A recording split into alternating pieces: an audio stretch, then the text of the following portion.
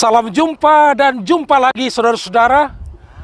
Perjumpaan dalam pemberitaan firman Tuhan. Masih dari kompleks pemakaman modern San Diego Hills. Dari sini firman Tuhan akan berkumandang pada Minggu Paskah Kebangkitan. Sebelum kita mendengarkan firman Tuhan, marilah kita menyadari bahwa perjumpaan dalam firman Tuhan pastilah perjumpaan yang sangat membahagiakan, membangun iman, dan membangun kehidupan, membangkitkan semangat yang baru. Shalom Bapak Ibu, saudara-saudara yang terkasih, berjumpa lagi dengan firman Tuhan hari ini. Sebelum kita mendengarkan firman Tuhan, kita bersatu dalam doa. Kita berdoa. Terima kasih Tuhan untuk setiap kebaikan-Mu yang kami rasakan dalam hidup kami. Saat ini kami telah siap mendengarkan firman-Mu. Kuasai dan berkatilah hati dan pikiran kami, agar kami boleh memahami firman-Mu dalam kehidupan kami. Di dalam nama anak Yesus Kristus kami berdoa dan mengucap syukur. Amin. Firman Tuhan untuk kita pada hari ini tertulis dalam Filipi 2 ayat 3. Beginilah firman Tuhan. Dengan tidak mencari kepentingan sendiri atau puji-pujian yang sia-sia. Sebaliknya, hendaklah dengan rendah hati yang seorang menganggap yang lain lebih utama daripada dirinya sendiri. Bapak Ibu, saudara-saudara terkasih dalam Tuhan kita Yesus Kristus, di satu kelompok pasti ada yang namanya perbedaan pendapat, dan itu wajar. Dan terkadang perbedaan pendapat inilah yang dapat menimbulkan konflik di antara kelompok tersebut. Maka melalui situasi ini, firman Tuhan datang kepada kita, menasehatkan kita agar jika kita berada dan masuk ke dalam satu persekutuan, maka janganlah mementingkan diri sendiri. Kunci utama ialah membuang ego masing-masing.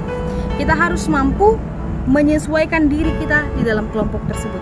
Karena kita saat ini sudah berada di tengah-tengah beberapa orang, maka yang harus kita pentingkan ialah kemajuan kelompok itu.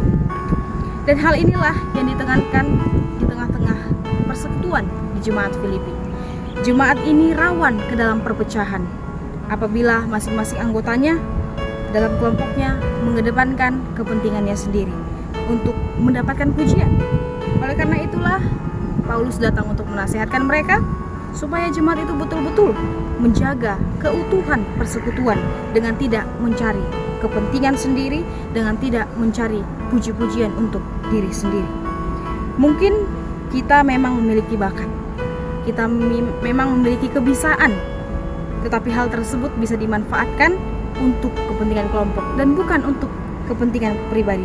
Prestasi yang kita dapat di tengah-tengah kelompok bukanlah suatu hal yang harus menjadikan kita dipuji oleh banyak orang, tetapi disitulah kita diuji bagaimana dengan prestasi, kebisaan, dan apa yang kita punya bisa kita pergunakan untuk kemajuan kelompok tersebut.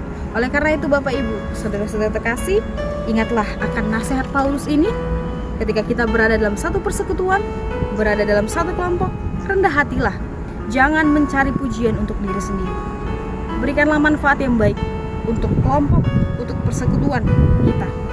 Sejiwa dan sehati serta sepikirlah terhadap yang lain.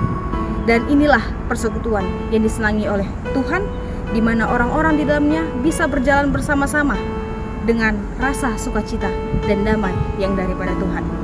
Amin. Kita berdoa. Terima kasih Tuhan untuk setiap firman-Mu yang selalu membekali hidup kami.